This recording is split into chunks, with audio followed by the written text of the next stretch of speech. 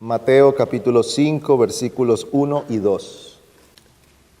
Y cuando vio las multitudes, subió al monte, y después de sentarse, sus discípulos se acercaron a él, y abriendo su boca, les enseñaba. Vamos a pedir la bendición del Señor en esta tarde. Oh Dios nuestro, tu palabra es fiel y veraz. Toda ella es perfecta, es pura, que convierte el alma. Es maravillosa porque hace sabio al sencillo. Y es ella el instrumento que tú nos has dado para que lleguemos a la fe y te conozcamos a ti. Por eso, al acercarnos a las Escrituras, queremos hacerlo con temor, con reverencia y con anhelo de ser instruidos por ti. Danos de tu gracia en esta tarde, fortalécenos en nuestras debilidades. Ayúdanos, porque somos débiles en nuestro cuerpo, en nuestra mente, y por eso necesitamos de tu asistencia continua. Ven sobre nosotros y bendícenos para poder meditar en tu palabra y ser edificados por ella. Oramos en Cristo. Amén.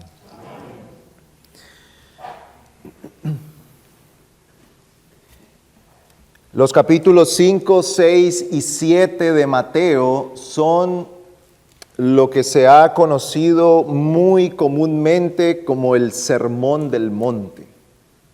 Este es el sermón más largo enseñado por el Señor, al menos en lo que está registrado en los Evangelios. Según lo que está registrado en los Evangelios, es el sermón más largo y completo en cuanto a todos los temas, los asuntos que el Señor trata allí.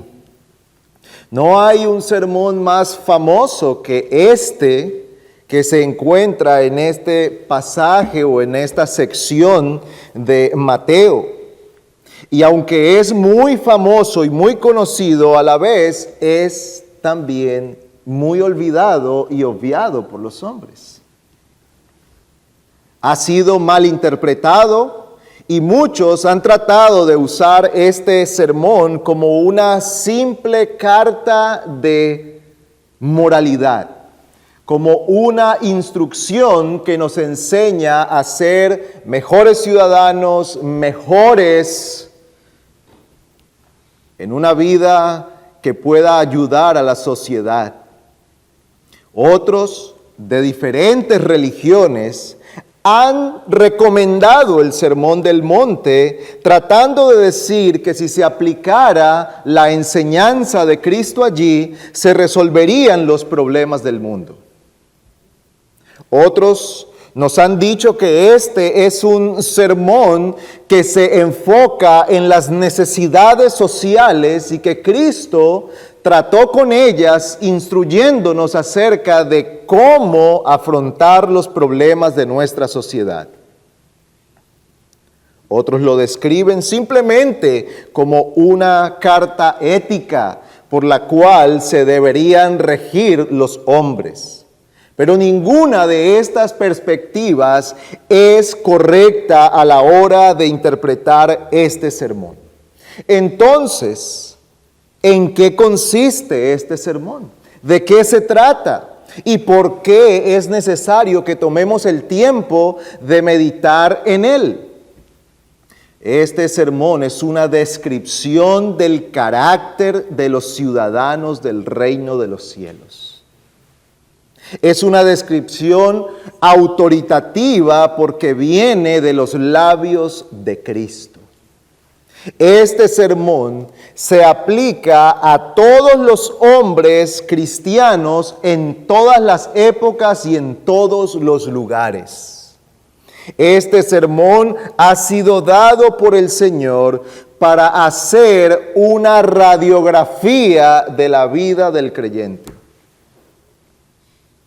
El énfasis de este sermón no es enseñarnos cómo ser cristianos, aunque hay un llamado allí al final del sermón cuando el Señor dice entrad por la puerta estrecha. Sin embargo, En su mayoría, el sermón se trata de cómo son, cuál es el alma del creyente, cómo es el corazón de este creyente y cómo este creyente vive delante de Dios, cómo vive su vida religiosa, cómo vive su vida social, cómo es el creyente delante del mundo. Es entonces una descripción completa de lo que nosotros hemos de ser. Así que este sermón, lejos de ser algunas recomendaciones moralistas para nosotros, es la descripción más completa que nos da Cristo acerca de quién es un creyente, qué es lo que hay en el corazón de este creyente y cómo vive este creyente. Así que vamos a considerar algunas cosas importantes que son previas antes de que podamos entregarnos a estudiar este sermón. Y lo primero que vamos a ver es lo que dice Mateo aquí. Y cuando vio las multitudes, subió al monte. Y después de sentarse, sus discípulos se acercaron a él y abriendo su boca les enseñaba. Cuando Cristo vio las multitudes que le seguían, Él vio a un grupo de personas necesitadas de Él, necesitadas de la gracia, necesitadas del conocimiento de Dios. Sin lugar a dudas, podemos afirmar que entre toda esta gente que seguía a Cristo había multitud de necesidades físicas, de salud, económicas y de otro tipo. Sin lugar a dudas que nosotros podemos creer que había muchos enfermos que estaban siguiendo a Cristo, que había muchas personas con diferentes problemas que estaban siguiendo a Cristo. Pero tenemos que resaltar que cuando el Señor ve estas multitudes, sube al monte y se sienta allí, al venir sus discípulos, Él abre su boca. Abre su boca para enseñarles. Él abre su boca para instruirles. El Señor empezó a enseñarles. ¿Y por qué nosotros tenemos que resaltar esto? Porque el Señor tomó el tiempo para instruir a aquellas personas. ¿Y qué significa esto? Que el Señor estaba identificando la más profunda necesidad de estos hombres: conocer al Señor. Hay una necesidad que sobrepasa todas las demás en esta tierra: conocer a Cristo. Conocer a Cristo. El Señor vio multitud de gente sumidos en la ignorancia espiritual, ciegos, confundidos, engañados y en gran necesidad, y no fue indiferente a ellos. El Señor sabía que su más grande necesidad era poder conocer al Señor. Tanto así que el mismo Señor describe la vida eterna como conocer a Dios. En su oración de Juan 17, el Señor dice: y esta es la vida eterna. Está orando al Padre. Dice: esta es la vida eterna, que te conozcan a ti, el único Dios verdadero, y a Jesucristo, a quien has enviado. Y frente a esa necesidad, entonces el Señor les enseña, Él les predica. ¿Y qué aprendemos nosotros de esto? La centralidad de la palabra, la centralidad de la predicación. Los hombres no vendrán al conocimiento de Cristo por otro medio. Usted y yo no creceremos en nuestra fe por otro medio. No creceremos en nuestra comunión con el Señor por otro medio. No creceremos en el conocimiento de Dios que nos lleve a tener una relación más cercana con Él, sino a través de conocerle a Él. ¿Y cuál es ese medio para conocerle? Su palabra. Es su palabra. Una y otra vez nosotros vemos unido el conocimiento de Dios con la palabra del Señor. No hay otra manera. Dios ha establecido que sea a través de su palabra, de la exposición de su palabra, de la instrucción que viene en su palabra. Por eso, en uno de los textos que el pastor ha estado exponiendo últimamente, en 2 Timoteo 2, donde dice que esto encarga a hombres fieles, que sean idóneos. ¿Para qué? Para enseñar. Tan importante es esto, que el Señor mismo se encarga de escoger a unos hombres y dotarlos de lo necesario para llevar el conocimiento de Dios. Y eso es lo que está haciendo Cristo aquí. Está sacando de su conocimiento. Él, como Dios, trae entonces a sus discípulos el conocimiento de la verdad. Y Él expone delante de ellos todo lo que ellos necesitaban escuchar en ese momento para conocerlo a Él. Es un grupo de hombres que está empezando su camino con el Señor. Y el Señor sabe que ellos necesitan ser instruidos en todas estas cosas. Usted y yo necesitamos ser instruidos en nuestro camino para poder realmente decir que conocemos al Señor, que le hemos conocido, que tenemos comunión con Él, que verdaderamente le amamos, le servimos y le obedecemos. Así que este sermón que empieza en el capítulo 5, más exactamente en el versículo 3, y que va hasta el final del capítulo 7, es una exposición completa de el creyente. Es una exposición completa del cristiano, pero consideremos en segundo lugar algunas partes o una pequeña división de este sermón. ¿Y cuál es el propósito de traer esta división? Para que pongamos una estructura en nuestra mente de cómo el Señor expone su palabra. Pues en primer lugar, desde el versículo 3 hasta el versículo 16, nosotros encontramos la descripción general del creyente, que empiezan con las muy conocidas bienaventuranzas. Y el Señor habla allí de estas bienaventuranzas y concluye con aquellas dos imágenes que da del hombre, sal y luz. Dice que el creyente es sal y luz. Y allí nos dice por qué somos sal y por qué somos luz. Y esta sección completa entonces describe el carácter del creyente. ¿Qué es lo que hay en el creyente? O más bien pudiéramos decirlo, ¿quién es el creyente? Es un pobre en espíritu, es uno que llora, es uno humilde, es uno que tiene hambre y sed de justicia, es misericordioso, es limpio de corazón, es uno que procura la paz. Es uno que está dispuesto a soportar la persecución y que se goza siendo tenido por digno de ser perseguido con los otros hijos de Dios. Desde el versículo 17 hasta el 48, el Señor nos habla a nosotros de la relación del creyente con la ley de Dios. El creyente y la ley de Dios. Empieza con estas palabras: no penséis que he venido para abolir la ley o los profetas. No he venido para abolir, sino para cumplir.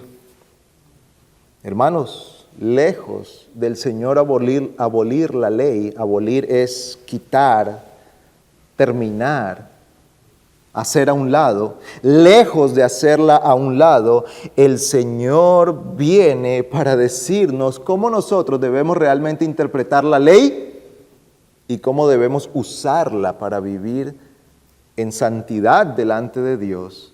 Cómo debemos obedecer la ley al Señor y cuál es nuestra relación con la ley.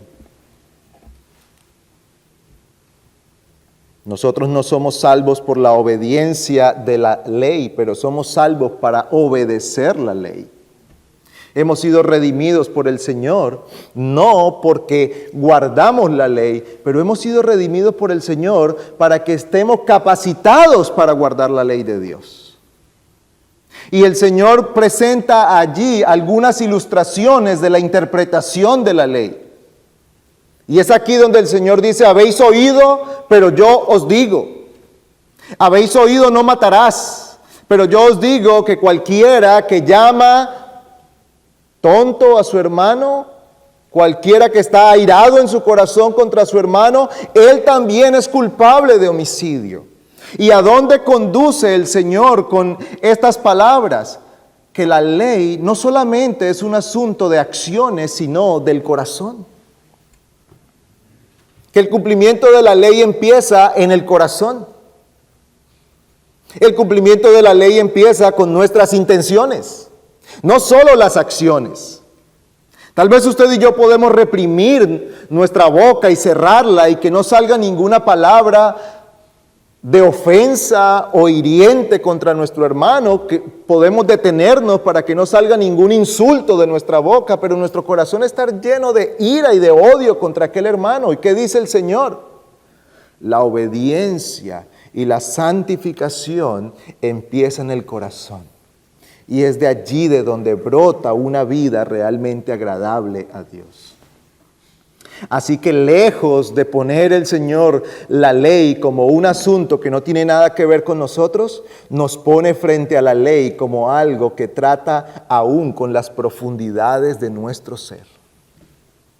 Trae la ley como aquella luz que va a alumbrar aún los rincones de nuestra alma, que nos pone frente a nuestra necesidad de la gracia de Cristo y que nos pone frente a nuestra necesidad de tratar con el pecado desde el corazón.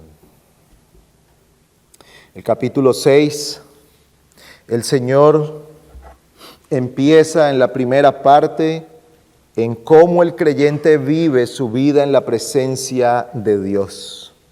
Cómo vive el creyente su vida delante del Señor.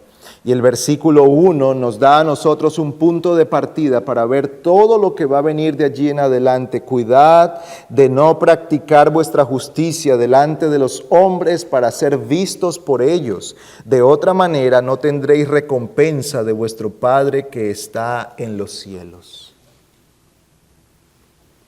Este es el punto de partida para nosotros como creyentes. ¿Cómo hemos de vivir nuestra vida? Como cristianos, hemos de vivir nuestra vida delante del rostro de Dios. Hemos de procurar una limpia conciencia ante los hombres, eso es cierto. Y eso es algo que Dios nos ha ordenado a nosotros. Debemos procurar una limpia conciencia delante de los hombres.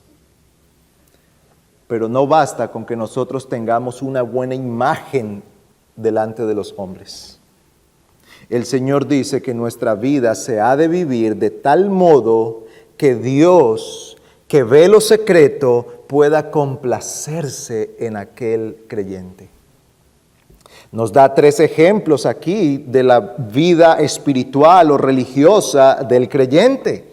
En primer lugar, de cuando se dan las limosnas. En segundo lugar, de cuando vamos a Dios en oración. Y en tercer lugar, el ayuno. Son 3 aspectos o 3 ejemplos que el Señor nos da aquí con respecto a la vida espiritual o religiosa del creyente. Y en cada una de ellas el Señor insiste en la necesidad de hacerlo a la vista de Dios. Cuando ayunes, dice el Señor, no pongas tu cara demacrada delante de los hombres, sino lávate, vístete, porque el ayuno se trata sobre todo de un asunto de humillación propia delante de Dios, no delante de los hombres. Cuando ores, hazlo de tal modo que te asegures que la oración sea oída por Dios y no solamente por los hombres. Cuando vengas delante del Señor, ven con un corazón dispuesto para honrar a Dios desde el corazón. Luego nos habla de nuestra vida con respecto a los asuntos materiales frente a las cosas eternas, del versículo 19 al versículo 24. Y finalmente termina con aquel texto o aquella sección que nos habla de los asuntos temporales, del afán, de la ansiedad, pero podemos resumirlo en el versículo 33, buscad primeramente el reino de Dios y su justicia, y todas las demás cosas serán añadidas. El capítulo 7 nos muestra a nosotros la vida del creyente con los hombres. No juzguéis para que no seáis juzgados. Entrad por la puerta estrecha, guardaos de los falsos maestros. No todo el que me dice Señor, Señor, entrará en el reino de los cielos. ¿Cómo vive el creyente ante los ojos de aquel a quien dará cuentas? En otras palabras, el Señor entonces abarca todos los aspectos de la vida del cristiano en este sermón. Pero en tercer lugar, consideremos una palabra que se repite mucho al principio del capítulo 5. Y es la palabra bienaventurados. Bienaventurados.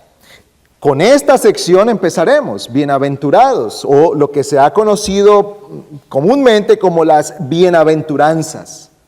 ¿Qué significa la palabra bienaventurado? Es necesario que consideremos esto. ¿Por qué? Porque el Señor lo repite por lo menos en 9 ocasiones. Versículo 3, bienaventurados los pobres en espíritu. 4, bienaventurados los que lloran, bienaventurados los humildes, bienaventurados los que tienen hambre y sed de justicia, bienaventurados los misericordiosos, bienaventurados los de limpio corazón, bienaventurados los que procuran la paz, bienaventurados aquellos que han sido perseguidos por causa de la justicia, bienaventurados seréis cuando os insulten y persigan y digan todo género de mal contra vosotros por causa de mí. El Señor declara bienaventurados a aquellos. Pero ¿qué significa la palabra bienaventurado?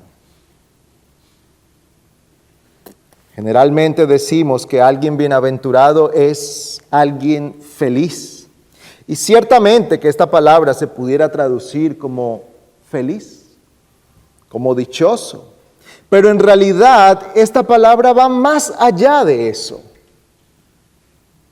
Pudiéramos decir que es alguien bendito, es alguien que goza del favor y la bendición completa de Dios. Cuando hablamos de una persona bienaventurada, estamos hablando de alguien que tiene el favor de Dios sobre él. El favor y la aprobación de Dios en Cristo. El favor y toda la bendición del Señor ha venido sobre aquel del cual la Biblia dice que es un bienaventurado. Es bienaventurado aquel que está en comunión con Dios y que ha sido perdonado de sus pecados. Es bienaventurado aquel en el cual Dios se complace. No es igual que ser simplemente feliz o que gozar eventualmente de ciertas cosas que causen en nosotros una felicidad o que causen en nosotros alguna alegría. Si nosotros preguntamos a nuestro alrededor, ¿qué sería lo más feliz para usted? ¿Qué sería lo que más traería felicidad para usted? Nos encontramos con un abanico amplio de respuestas. Algunos dirán, volver a tener un ser querido que ya no está conmigo. Otro dirá, tener los hijos que no he podido tener. Otro dirá, solucionar los problemas de salud que tengo o que tiene alguien a quien amo. Otro pensará, tal vez, más altruista y dirá, ver el mundo en paz. Y podremos encontrar cualquier cantidad de respuestas a esta pregunta, pero ¿cómo define la Biblia la bienaventuranza? ¿Cómo define la Escritura aquel que es verdaderamente bendito del Señor? Por ejemplo, el Salmo 32:1 dice, cuán bienaventurado es aquel cuya transgresión es perdonada, cuyo pecado es cubierto. La bendición de ser perdonado por el Señor, la gracia de Dios derramada sobre alguien, el favor de Dios puesto en favor de alguien, sobrepasa todas las cosas de esta vida. Sobrepasa cualquier bendición que nosotros podamos disfrutar en esta vida, y ciertamente que la disfrutamos. No estamos despreciando lo que Dios nos concede en esta vida. Nos gozamos si ese enfermo se sana. Nos gozamos de poder encontrar un trabajo. Nos gozamos de poder vivir en un lugar tranquilo. Nos gozamos en el nacimiento de un hijo. Nos gozamos cuando alguien puede casarse. Nos gozamos en todas estas cosas. Sin embargo, la bendición más grande que una persona puede tener es que Dios lo vea con misericordia. Que Dios lo vea en Cristo y halle complacencia en aquel. Esa es la bendición sobre todas las bendiciones. Y el Señor Jesucristo está describiendo al creyente aquí como bienaventurado. Ahora, es particular que el Señor llame al creyente de esta manera, cuando a la luz de lo que Él describe aquí como bienaventurado, el mundo lo vería como alguien miserable y triste. El mundo no alaba estas cosas, hermanos. Pensemos en las bienaventuranzas. Bienaventurados los pobres en espíritu. Bienaventurados aquellos que ven su condición espiritual arruinada delante de Dios y su total necesidad de la gracia de Cristo. Esto no es alabado en el mundo. ¿Qué es lo que se alaba en el mundo? Los seguros de sí mismos. Vivimos en un mundo donde se alaba la soberbia y la prepotencia. Y se promueve tal cosa. Se promueve que cada uno confíe en sí mismo. Se promueve que no se humille delante de otro. Se promueve que no agache la cabeza ante nadie. Se promueve que los hombres se vean a sí mismos como los más importantes del mundo, que ellos van abriendo caminos sin importar a quién tienen que hacer a un lado y con qué medios. Lo importante es llegar a la cima. Esos son alabados. Así que la gente nos dice, hay que ser ambiciosos. Porque los hombres exitosos son ambiciosos. No se dejan de nadie. Son seguros de sí mismos. Vencen sus inseguridades y confían en su potencial. Pero Cristo dice, bienaventurados, benditos los pobres en espíritu. Los que reconocen su total debilidad. Bienaventurados los que lloran. Bienaventurados los que lloran, porque ellos serán consolados, dice el Señor. Lloran a causa de la humillación de su pecado, se humillan delante de Dios reconociendo su maldad. El mundo no alaba tal cosa. Bienaventurados los humildes. ¿Qué dice el mundo? Bienaventurados los orgullosos. ¿No nos insisten todo el tiempo que debemos tener orgullo? ¿Que debemos tener dignidad? Y lo presentan de tal modo que uno dice, oiga, sí, ¿verdad? Sí, porque eso de estarle agachando la cabeza a la gente siempre y estar dejándome de último y pensar en los demás y no pensar en mí, no, eso no puede ser bueno. Yo tengo que pensar en mí primero para poder pensar en los demás. Y suena muy lógico, pero no es verdadero ni bíblico. Mientras el mundo nos dice, bienaventurados los orgullosos que se aman a sí mismos por encima de todo, el Señor dice, bienaventurados los humildes. Bienaventurados los que tienen hambre y sed de justicia. Es más fácil encontrar en este mundo hambre y sed de fama, de reconocimiento, hambre y sed de dominar el mundo, que de la verdadera justicia de Dios entre nosotros. Bienaventurados los misericordiosos, porque ellos recibirán misericordia. ¿Qué nos dice este mundo? ¿A quién se le alaba? Al que se hace respetar del otro, tomando venganza si es necesario. Bienaventurados los de limpio corazón. El mundo no alaba un corazón limpio. El mundo alaba un corazón contaminado, lleno de corrupción y que no tiene vergüenza de exhibir su corrupción. Eso es lo que se alaba. Y si usted tiene dudas de lo que estoy diciendo, busque las redes sociales. ¿Dónde hay más seguidores? Donde más piel se muestre y donde más cosas ridículas se hagan.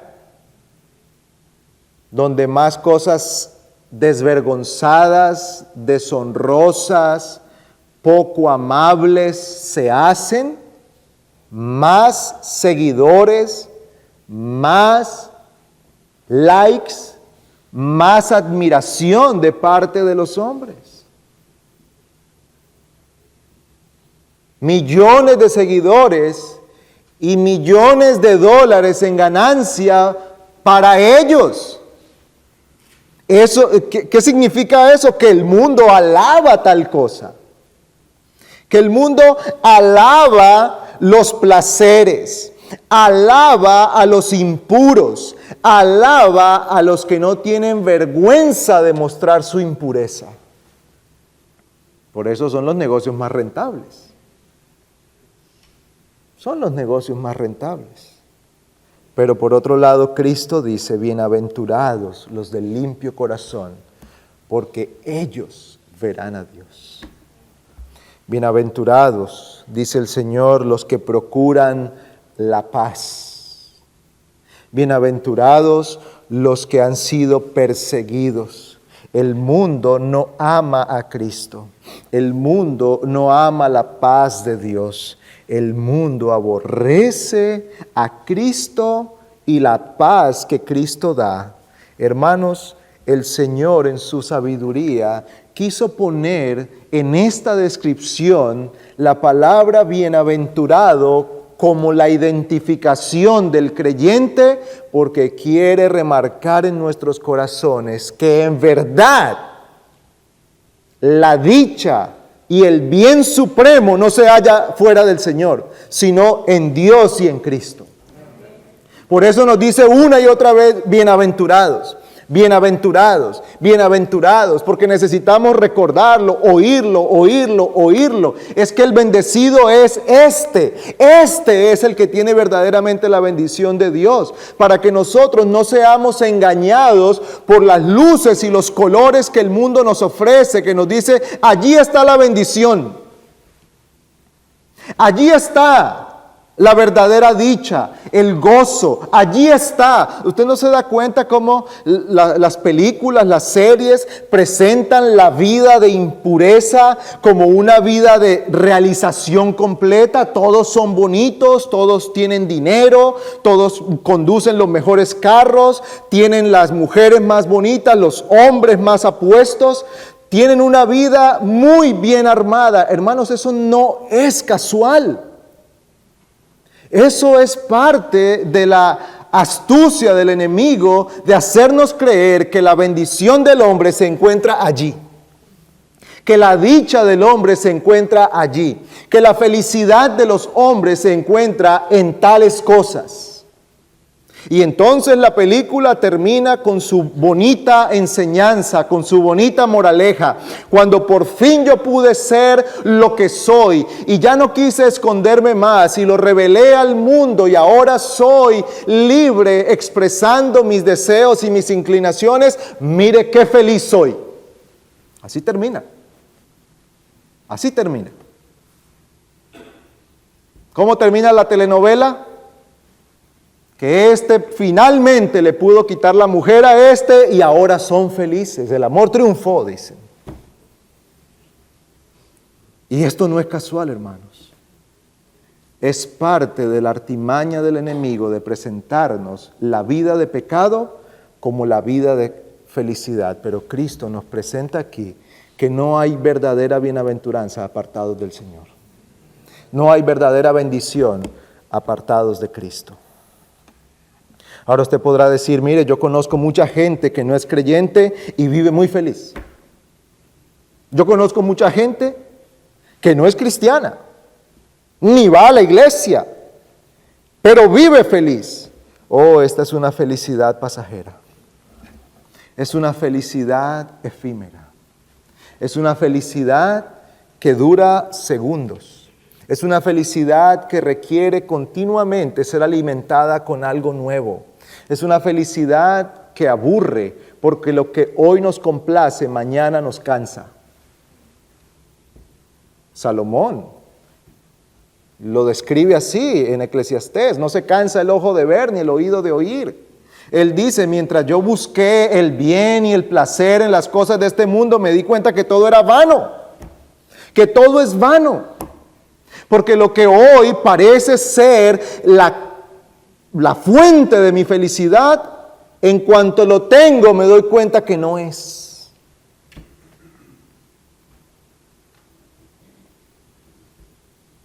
El niño pasa todo el año pidiendo ese juguete y piensa que será completamente feliz el día que lo reciba.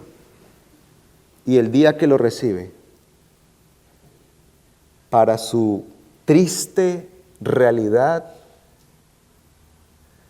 se ve sorprendido con que en el momento que lo tiene, tampoco está feliz. Porque no hay satisfacción sino en Cristo. Y el Señor nos está diciendo aquí: bienaventurado, verdaderamente bendito el que goza del favor de Dios, el que goza de la bendición de Dios, el que goza de la mano del Señor sobre él, trayendo su misericordia. Así que, hermanos, yo sé que generalmente las introducciones pueden ser un tanto pesadas de seguir, pero antes de concluir, quiero que meditemos en algunas lecciones que podemos tomar y lo que esperamos que el Señor nos ayude a ir viendo en este Sermón del Monte. En primer lugar, Cristo ha unido a su palabra nuestro conocimiento de Él y la bendición de nuestras almas. ¿Quiere usted conocer al Señor? No hay otro medio sino su santa palabra. Por eso nuestra necesidad de exponernos domingo tras domingo a la predicación pública de la palabra y día tras día a la meditación privada de la palabra. Porque ella es la fuente de donde nosotros bebemos el conocimiento de Dios. Cuando el Espíritu Santo toma la palabra y la trae y la aplica a nuestro corazón, eso no es un simple ejercicio humano. Hay allí un componente espiritual porque Dios está en medio nuestro. Porque Dios está con nosotros cuando entramos a aquel lugar y tomamos la palabra allí privadamente y abrimos la Escritura y clamamos a Él: Señor, ven y enséñame tu palabra y déjame conocerte y ayúdame a entender la Escritura. El Espíritu de Dios está allí para dar a conocer a Cristo. No hay otro método. No hay sueños, no hay visiones, no hay nada de eso. Es la palabra del Señor.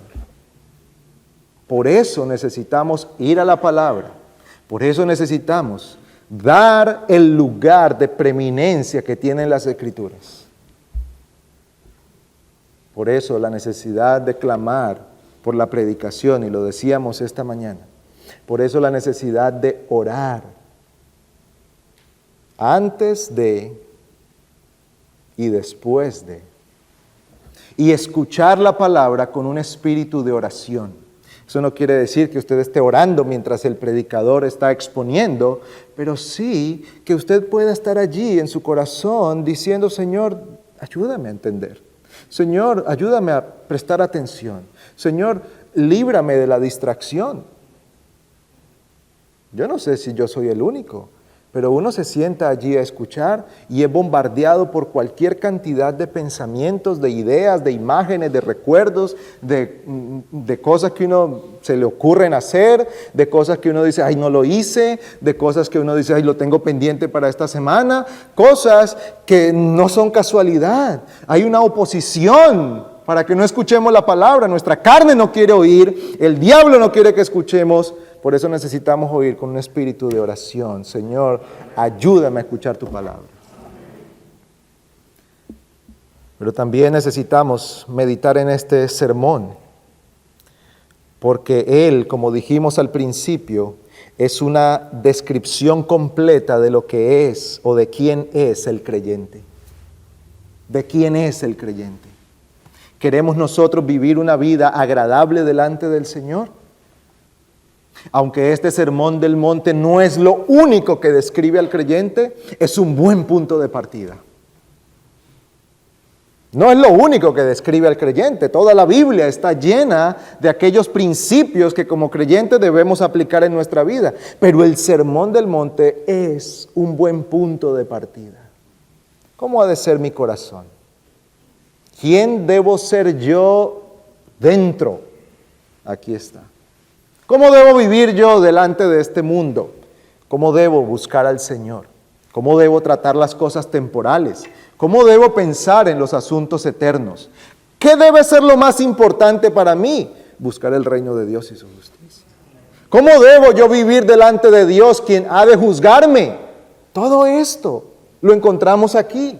Por eso necesitamos todos nosotros exponernos al sermón del monte y a la meditación de todas estas maravillosas palabras de Cristo que nos han dado una descripción de este creyente. Pero también necesitamos, hermanos, clamar al Señor para que Él nos ayude a manifestar en nosotros aquellas características.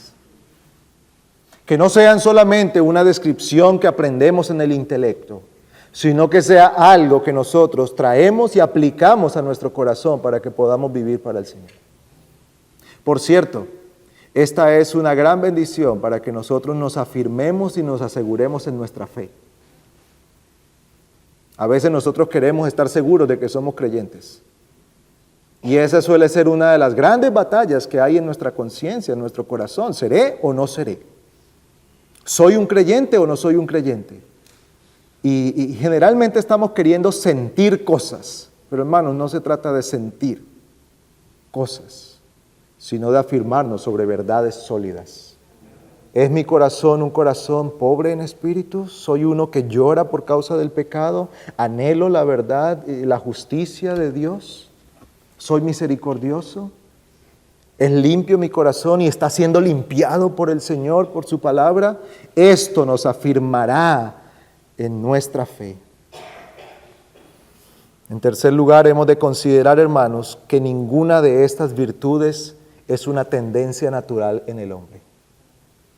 Ninguna de estas virtudes es una tendencia natural en el hombre.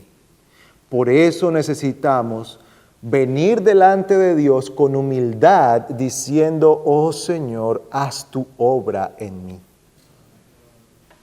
Que en mí sea manifestado todo esto que tú dices acerca del creyente, porque eso significa que el Espíritu de Dios está obrando dentro de mí. Ninguno de nosotros es humilde por naturaleza. Ninguno de nosotros lamenta el pecado por naturaleza. Ninguno de nosotros es pacificador por naturaleza. Ninguno de nosotros es sal y luz por naturaleza. Ninguno de nosotros quiere someterse desde el corazón a la ley de Dios. Ninguno de nosotros quiere vivir delante del rostro de Dios. Sí queremos vivir delante del rostro de los hombres. Queremos que los hombres piensen bien de nosotros. Pero quien quiere vivir delante del rostro de Dios es solamente por la obra del Espíritu Santo. Por eso necesitamos clamar al Señor: Señor, aviva tu obra en medio de estos tiempos y haz conocer tu obrar en nuestras vidas.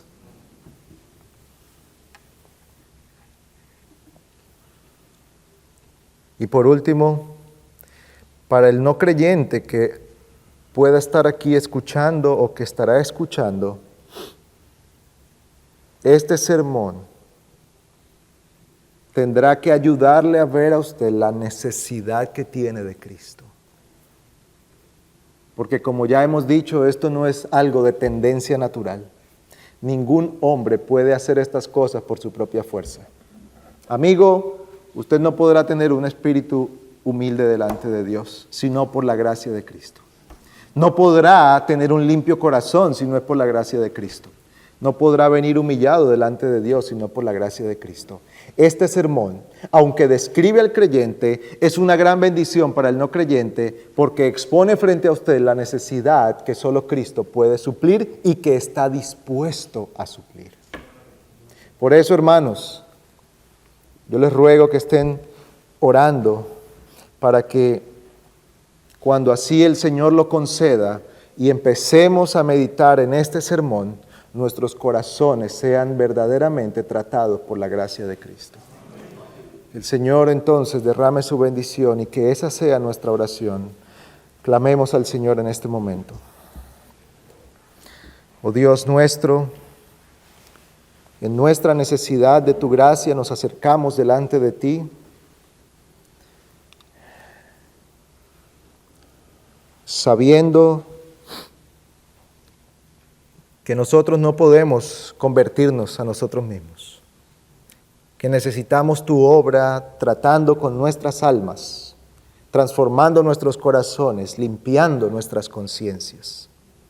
Señor, oramos para que tú nos des la gracia y al meditar en este sermón que tú predicaste mucho tiempo atrás, pero que es vigente y aplicable a nosotros, sea tu Santo Espíritu trayéndonos al conocimiento verdadero de aquel varón, de aquel creyente que debemos ser. Concédenos esta gracia, Señor, para que nuestro escuchar no sea como el del oidor olvidadizo, sino como de aquel que es hacedor de tu palabra. Pedimos tu bendición, Señor, sabiendo que por los méritos de Cristo podemos recibir todas tus bendiciones. En el nombre de nuestro Salvador oramos. Amén.